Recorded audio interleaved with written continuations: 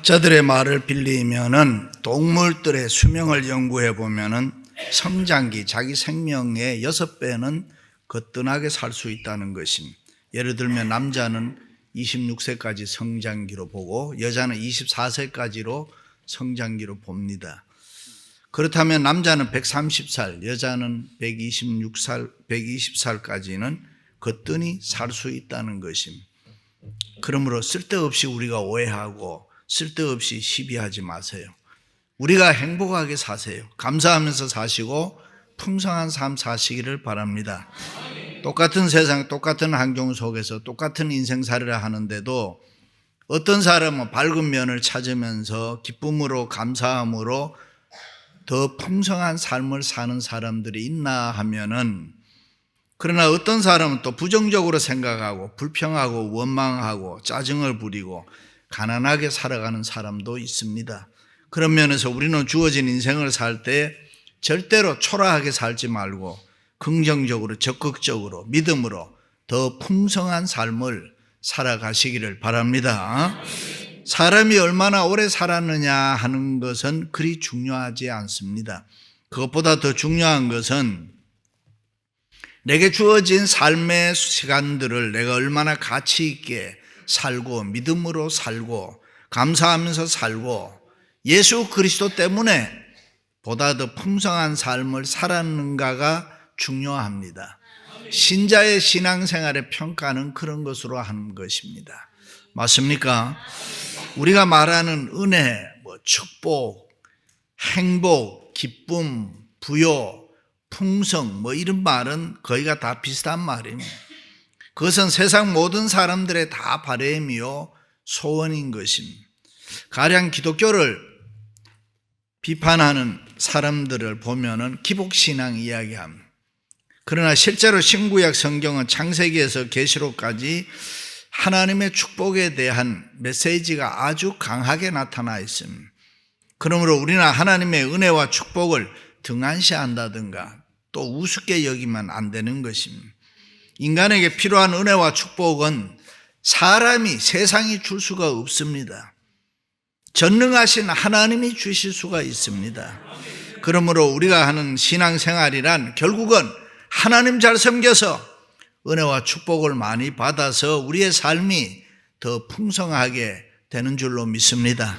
하나님과 하나님의 자녀들의 삶이 늘 풍성하게 살기를 원하십니다. 할렐루야. 그런데 때때로 우리는 그렇게 살지 못할 때가 있습니다. 궁핍합니다. 가난합니다. 어렵습니다. 힘이 듭니다. 여유가 없습니다. 긴장합니다. 늘 염려하고 근심하고 걱정하는 것이 끊이지 않습니다. 왜 그렇습니까? 우리의 생각이 잘못됐기 때문입니다. 마음의 상태가 삐뚤어져 그런 것입니다. 신앙이 온전하지 않아서 그렇습니다. 그러므로 우리가 하나님 잘 섬겨야 됩니다. 하나님 잘 믿어야 됩니다. 영혼이 잘됨 같이 내가 범사에 잘 되고 강건하기를 내가 간구하노라. 우리의 영혼이 잘 돼야 됩니다. 우리의 영혼이 잘 되면은 everything's okay. 다 모든 게 잘 살게 돼 있습니다. 경제적으로, 물질적으로 보다 더 풍요하고 부유하게 살 수도 있습니다. 할렐루야. 그러므로 우리가 정신적으로, 영적으로 잘 돼서 부자 되고 풍성하게 살아갈 수 있기를 바랍니다. 일찍이 솔로몬은 우리의 생각과 우리의 마음의 상태에 따라서 우리의 생활과 운명이 달라진다고 했습니다. 그렇습니다. 우리의 생각이 우리의 삶을 결정합니다. 우리의 마음의 상태가 우리의 미래를 만드는 것입니다. 할렐루야. 예수님 비유 가운데 보면 우리의 마음의 상태에 대한 비유가 있습니다. 농부가 씨를 뿌렸는데 어떤 씨는 길가에 떨어지고 어떤 씨는 돌짝밭에 떨어지고 어떤 씨는 가시덤불에 떨어졌다. 이들은 모두가 다 열매를 맺지 못하고 죽었다 그랬습니다. 그러나 옥토에 떨어진 씨는 30배, 60배, 100배 열매를 맺었다 그랬습니다. 그러므로 우리가 더 풍성한 삶을 살기 위해서는 우리 마음이 옥토가 되어야 합니다. 우리의 마음이 옥토가 되면은 하나님의 은혜와 축복을 듬뿍 받아서 감사가 넘치게 되고 더 풍성한 삶을 살아갈 줄로 믿습니다. 그럼 어떻게 살아야 더 풍성한 삶을 살 수 있느냐? 첫째는 예수님과 함께 살아야 합니다. 내가 문이니 누구든지 나로 말미암아 들어가면 구원을 받고 또 들어가며 나오며 꼴을 얻으리라. 나는 선한 목자라. 우리가 더 풍성한 삶을 살기 위해서는 예수님을 모시고 예수님과 함께 살아야 합니다. 그럴 때 우리는 예수님 때문에 구원받고 예수님 때문에 생명 얻고 예수님 때문에 풍성하게 된다. 예수님과 함께 생각하고 예수님과 함께 말하고 예수님과 함께 행동해야 합니다. 예수님과 함께 성령 충만하게 살아야 되는 것입니다. 그럴 때 우리는 저절로 우리의 삶이 풍성하게 된다 했습니다. 우리가 이민 왔다고 풍성한 삶 사는 거 아닙니다. 건강하다고 풍성하고 뭐 재물이 좀 있다고 해서 풍성한 거 아닙니다. 훌륭한 집에 살고 좋은 자동차 탄다고 풍성한 삶이 아닙니다. 물론 이런 것들이 우리에게 조금은 위로가 될 수가 있습니다. 그러나 우리가 진정 더 풍성한 삶을 살기 위해서는 예수님과 함께 살아야 할 줄로 믿습니다. 할렐루야. 왜 그렇습니까? 예수님 안에는 모든 것이 다 있기 때문에 그렇습니다. 예수님 안에는 없는 게 없습니다. 구원과 생명이 있습니다. 건강이 거기에 있습니다. 재물이 있습니다. 명예가 있습니다. 성공이 있습니다. 부귀영화가 있습니다. 자녀의 축복, 수많은 축복들이 예수님 안에 다 있습니다. 믿으시면 아멘. 그러므로 우리는 예수님과 함께 살아야 합니다. 그러나 우리 예수님과 멀어지면 우리가 어떻게 되느냐? 인생은 누구나 춥습니다. 배고파집니다. 되는 일이 없습니다. 괴롭고 답답합니다. 속상합니다. 그래서 역사 속에 위대하게 산 믿음의 사람들은 모두가 다 예수님과 함께 살았습니다. 육적으로 질병에 걸려도 때로는 사업에 실패해도 인간적으로 보면 뭐가 좀 모자라도 아무 상관이 괜찮았습니다. 예수님과 함께 더 풍성한 삶을 그들은 살았습니다. 왜 내가 하는 일이 잘 안 되느냐 생각해 보셨어요? 예수님과 함께 살지 아니하고 내 마음대로 하니까 그런 것입니다. 그러므로 우리는 예수님과 함께 살아갈 때에 예수님이 하나님이 우리를 도와주시는 것입니다. 그래야 하나님이 우리를 필요에 따라서 은혜도 주시고 복도 베풀어 주실 줄로 믿습니다. 그래서 우리의 삶이 저절로 더 풍성하게 되는 줄로 믿습니다. 할렐루야. 우리가 예수님과 함께 살아갈 때에 하나님이 우리를 도와주시고 하나님이 은혜와 복을 주심으로 우리는 저절로 출세하게 되고 성공하게 되고 행복하게 살게 되고 풍성해지는 것입니다. 우리가 노력한다고 다 되는 거 아닙니다. 우리가 지금 뭐 좀 가지고 있다고 해서 풍성해지는 것 절대로 아닙니다. 우리는 예수님과 함께 살아야 합니다. 내 안에 거하라 나도 너희 안에 거하리라. 내가 그 안에 거하면은 사람이 열매를 많이 맺나니 나를 떠나서는 너희가 아무것도 할 수 없느니라. 그렇습니다. 누구든지 예수님과 함께 살지 아니하고 밖에 있는 삶은 외롭습니다. 가난합니다. 저속하고 빈곤합니다. 사랑, 이해, 용서 그런 거 없습니다. 여유가 없습니다. 메마릅니다. 강팍하고 시기 질투하고 뭐든지 시비하려고 합니다. 회사에 나가는 남편이 상사에게 책망을 듣고 저녁에 돌아와 저녁 밥을 먹는데 기분이 나쁘니까 국이 쉬었다고 컴플레인을 했습니다. 옆에 있던 아내가 그래 그리고 갖다 버리면 되는데 이리 줘봐. 자기가 먹어보더니만 시기는 뭐가 쉬었어. 자기가 거기다가 밥을 다 말아가지고 그냥 돼지같이 다 먹어버려요. 그것을 보고 남편이 기가 막혀 밖으로 나갔습니다. 꼭 그렇게 해야 됩니까? 서로 같은 생각을 해줄 수 없느냐 그 말입니다. 쉬었다고 하면 그냥 쓰레기통에 갖다 버리세요. 먹지 말고. 이 사람 무슨 기분 나쁠 일이 있나 보다. 남자를 그렇게 이해를 못하고 삽니까? 그러므로 우리는 예수님과 함께 살 때에 우리는 달라질 수가 있고 예수님과 함께 살 때에 변화될 수가 있고 예수님과 함께 살면 인생이 역전되고 우리의 생활 속에 믿음의 역사가 일어날 줄로 믿습니다. 더 풍성한 삶을 저절로 살게 되는 것입니다. 아브라함이 그랬습니다. 이삭이 그랬습니다. 야곱과 요셉이 그렇게 살았습니다. 역사 속에 위대하게 산 사람들이 다 그렇게 살았습니다. 할렐루야. 베토벤은 하나도 들리지 않은 기머거리였다 그래요. 하나도 들리지 않으니까 손으로 피아노 건반을 치면서 거기서 나오는 진동을 느끼면서 작곡을 했다 그래요. 그것이 교향곡 9번 합창입니다. 지금도 그 음악은 송구영신 때마다 울려 퍼져서 그의 풍성한 삶을 우리에게 보여주고 있습니다. 핸델의 오레토리움, 메시아도 마찬가지지요. 이것은 물질적 풍요가 아니라 정신적, 영적 풍요입니다. 러시아의 문호 톨스토이는 50살까지 인생의 해이론자, 불가지론자였습니다. 물질적으로 풍요로웠지만 삶의 의미를 찾지 못하고 밧줄을 사다가 방 안에 놔두고 내가 언제 죽나 자살할 생각만 했습니다. 그러던 그가 예수님을 만나고 예수님과 함께 믿음으로 살아갈 때에 하나님이 새로운 영감을 주심으로 사람들에게 깊은 감동을 주는 수많은 작품들을 썼습니다. 할렐루야. 그렇습니다. 우리가 세상을 살아갈 때에 가장 중요한 것이 있다면 with Christ or without Christ, in Christ or outside Christ. 제가 오늘 영어가 잘 나오네. 주님과 함께 있느냐 아니면 주님이 없느냐, 주님 안에 있느냐 아니면 주님 밖에 있느냐. 그렇습니다. 누구든지 예수님과 함께 하면 놀라운 기적이 일어납니다. 환경과 여건에 관계없이 부족하지 않습니다. 모자라지 않습니다. 항상 넘치는 것입니다. 언제나 풍성하게 되는 것입니다. 그래서 다윗은 여호와는 나의 목자시니 내게 부족함이 없으리로다. 그가 나를 푸른 풀밭에 누이시며 실만한 물가로 인도하시는도다. 주께서 내 원수의 목전에서 내게 상을 차려주시고 기름으로 내 머리에 부으셨으니 내 잔이 넘치나이다. 할렐루야. 두 번째는 새로운 비전을 꿈꾸며 살아야 합니다. 내가 온 것은 양으로 생명을 얻게 하고 더 풍성히 얻게 하려는 것이라. 나는 선한 목자라. 이 세상에 살다 보면 귀한 것이 참 많습니다. 그 중에서 가장 귀한 게 뭘까? 시간과 세월입니다. 한 번 지나가면 다시 오지 않습니다. 그래서 지금도 이 시간은 계속 흘러가고 있습니다. 그러므로 우리는 예수 믿는 하나님의 자녀답게 그 시간, 우리에게 주어진 세월을 잘 살아야 합니다.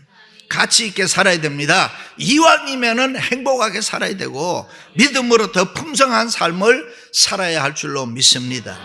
그러기 위해서는 하나님을 향한 새로운 비전을 분명하게 꿈꾸며 살아야 됩니다. 새로운 비전을 꿈꾸지 않으면 나침반 없는 항해하는 배와 같아서 어디로 갈지를 몰라요. 새로운 비전과 꿈이 없으면 무기력합니다. 살맛이 없습니다. 용기도 없습니다. 모험도 없습니다. 창조도 없습니다. 그래서 되는 일이 아무것도 없습니다. 이솝의 들깨 이야기.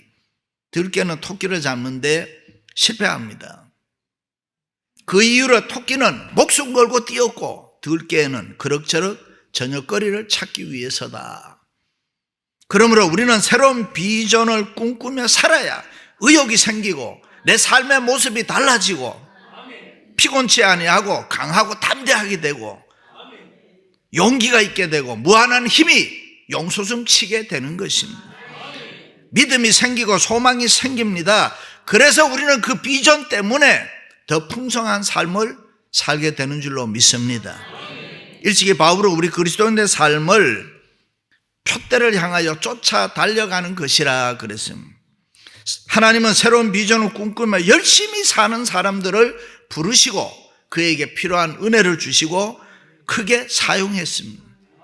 다윗은 좋은 목동이 되겠다는 비전과 꿈을 가지고 있습니다. 그럴 때 하나님으로부터 부름받았습니다. 기드온은 포도농사를 지어서 내가 부자가 되겠다는 비전을 꿈꾸고 있을 때에 천사의 부름을 받았습니다. 이스라엘의 초대왕 사울도 잃어버린 나귀를 찾아서 아버지의 말에 순종해서 나귀를 찾아야 된다는 비전을 꿈꾸며 살 때에 부름을 받았습니다. 한나도 아들 하나 얻기 위하여 비전을 꿈꾸며 눈물로 기도합니다. 성전에서 열심히 간절히 기도합니다. 그것을 엘리 제사장이 보고 감동을 받고 내 기도가 응답되기를 원하노라 안수 기도해주고 그 다음에 사무엘을 낳습니다. 성 어거스틴의 어머니가 방탕한 아들을 위해서 눈물로 기도합니다. 하루 이틀 하다가 끝낸 거 아니죠.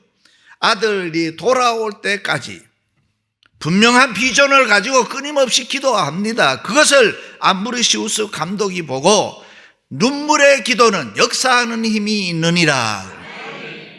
그렇습니다. 새로운 비전을 꿈꾸는 사람은 항상 그것을 생각하고 기도하고 바라고 있습니다. 맞습니까? 스티브 코비가 쓴 성공하는 사람의 7가지 습관이라는 책에 보면은 시간관리보다 우리가 더 중요한 게 방향관리다.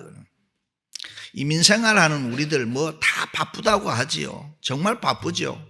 공항 에스카레이터 위에서 뛰어가는 사람 65%가 한국 사람들이라 그래요. 어쨌든 열심히 살고 바쁜 거는 좋은데 어느 방향으로 살아가느냐 하는 거예요. 그러므로 기도도 찬송도 헌금도 봉사도 새로운 비전을 꿈꾸면서 열심히 해야 되는 거예요. 믿습니까? 우리가 잘 아는 스필버그 감독은 어릴 때부터 8mm 카메라 하나를 사들고 쫓아다닙니다. 공부가 되겠어요? 고2 때 중퇴를 합니다. 이사를 가서 학교를 옮겨보지만은 학교에 가는 게 재미가 없습니다. 우리 옆에 있는 여기 유니버설 스튜디오에 글로 매일 출근하는 거예요. 거기 가니까 갈 때마다 충격을 받는 거예요. 너무 좋은 게 많습니다. 학교는 안 가고 매일 그것을 찾아갑니다. 그곳에서 새로운 비전을 꿈꾸며 그 비전을 이루기 위해서 스필버그 감독이 몸부림을 칩니다. 28살 때 영화를 하나 만들지요. 그것이 조스라는 영화인데 히트를 치게 되고 그 당시에 8억 7천만 달러를 어마어마한 돈을 벌게 되는 것입니다. 대한민국에서 지성인이다 그러면 아직도 백낙준 박사님을 얘기합니다. 원래 그의 아버지는 함경도에서 시골에 살았는데 어떤 교회가 교회를 짓다가 돈이 없어서 중단을 했습니다. 그것을 보고 그의 아버지가 자기 땅 가지고 있던 1000평을 다 팔아서 교회에 바쳐서 교회를 지었습니다. 그리고 나니 할 일이 없는 거예요. 선교사님이 옆에서 이래 보니까 안 됐단 말이죠. 그래서 교회 사찰로 데려다가 일하게 합니다. 그런데 어느 날 이 선교사님이 출타를 하면서 백낙준에게 오늘은 장작을 좀 펴놔라 그랬습니다. 밖에 나갔다 볼일 다 보고 밤늦게 돌아오는데 그때까지 장작을 펴는 거예요. 너 뭐 하냐? 예, 장작 팹니다. 왜 지금까지 하냐? 장작을 패라고는 하셨지만 언제까지 하라는 소리는 못 들었습니다. 그 모습을 보고 그를 유학을 보냅니다. 그리고 돌아와서 문교부 장관, 연세대학교 총장을 하게 됩니다. 그렇습니다. 우리가 새로운 비전을 꿈꾸며 열심히 살면은 세상이 감동하고 세상이 감동하면은 하나님이 감동을 합니다. 그것이 성공의 비결입니다. 그렇다면 여러분은 새로운 비전을 꿈꾸고 있습니까? 새로운 비전을 찾으세요. 새로운 비전을 정하세요. 그리고 열심히 기도하며 매달리세요. 쓰러져도 괜찮습니다. 넘어져도 괜찮습니다. 그것은 실패가 아니라 성공을 위한 하나의 과정입니다. 열심히 믿음 생활하시고 교회 봉사하세요. 그렇습니다. 우리에게 분명하게 새로운 비전을 꿈꾸며 열심히 믿노라면은 하나님이 우리에게 영감을 주십니다. 지혜를 주십니다. 삶의 방법이 생기는 것입니다. 하나님이 우리를 도와주십니다. 하나님이 길을 열어주시는 것입니다. 할렐루야. 일찍이 예수님께서 구하라, 찾으라, 두드리라 그랬습니다. 나의 하나님이 그리스도 예수 안에서 영광 가운데 그 풍성한 대로 너희에게 쓸 모든 것을 채워주시리라. 할렐루야. 세 번째는 받은 축복을 누리면서 살아야 됩니다. 우리가 옛날을 너무 생각할 필요가 없습니다. 어제는 어제로 그냥 끝나는 거예요. 과거는 역사 속에 묻어두고 미래를 향해서 새롭게 살아야 돼요. 그것이 기독교 정신이고 그리스도인들의 자세입니다. 옛날에 축복을 붙들고 있고 옛날을 자꾸 붙들고 있으면 새로운 축복을 받을 수가 없습니다. 옛날을 붙들면 새 것을 붙잡지를 못합니다. 그러므로 우리가 받은 축복은 누리면서 살아야 되는 것입니다. 그럴 때 하나님이 더 크게 축복해 주시는 것입니다. 받은 축복은 누리고 또 때로는 나눌 때에 우리의 삶이 더 풍성하게 되는 것입니다. 아브라함이 마므레 상수리 나무 밑에 있다가 지나가는 손님들에게 자기 집에 들어와서 너무 떼약볕이 힘드니까 좀 쉬었다 가라고 접대를 했습니다. 살찐 송아지를 잡고 버터를 발라 맛있는 빵을 만들어서 정성껏 대접을 했습니다. 대접받은 손님들이 하나님의 천사들이여 사자들이었습니다. 내년 이맘때쯤 아들을 낳을 것이라고 축복을 했습니다. 그 소리를 듣고 사라는 자기가 아들을 낳을 수 없는 상태라는 거, 몸이 상태라는 걸 알고 있었기 때문에 천막 뒤에서 웃었다 그랬습니다. 그러나 1년 뒤에 사라는 아이를 낳습니다. 그렇습니다. 자기의 받은 축복을 누리며 나눌 때에 불가능한 일도 가능하게 되고 놀라운 축복을 받게 되는 것입니다. 주라 그리하면 누르고 흔들어 쏟아 부어 주시리라 그래요. 할렐루야. 우리나라 이민자의 삶이 50여 년 지나면서 처음 미국에 와서 고생도 많이 했지만은 이제는 꽤 잘 삽니다. 그런데 우리는 그 받은 축복을 얼마나 누리고 사느냐. 뭣도 좀 내고 화장도 하고, 화장도 할 때에야 화장이라 그러잖아요. 20대는 말 그대로 하면 화장입니다. 30대가 되면 치장이 되고, 40대가 되면 분장이 되고, 50대가 되면 변장이 되고, 60대가 되면 환장이 되고, 70대가 되면 막장이 되고, 80대가 되면 끝장이 되고, 안 되는 거예요. 그러니 예쁘게 화장도 할 때 하라는 거예요. 좋은 옷도 입으라는 거죠. 여러분 입다가 남긴 거 자식들 절대 안 입습니다. 아무리 고급이라도 아낄 필요 없어. 안 입어요. 내가 입어야 되는 거예요. 내가 입고 내가 즐기면 그만이야. 다른 사람들에게 내가 받은 축복을 보여주고 나눠주는 거 귀한 일입니다. 주는 사람이 위대합니다. 나누는데 투자하는데 제일 분명한 곳이 확실한 곳이 교회입니다. 전도, 선교, 하나님의 나라.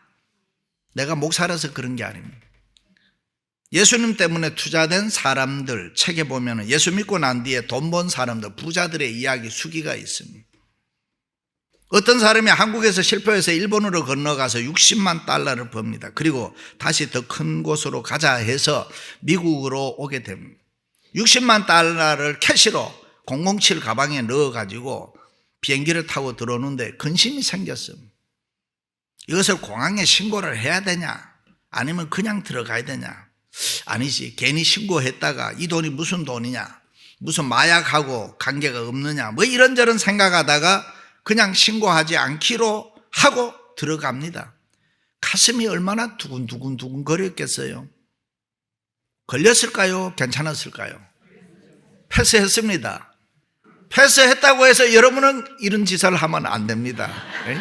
그런데 그 밤에 잠이 오지를 않습니다. 죄책감이 몰려오는 거예요. 이 돈은 내 돈이 아니다. 공항에서 뺏길 돈이었다. 그래서 새벽에 결심을 합니다. 자는 아내를 깨웠습니다.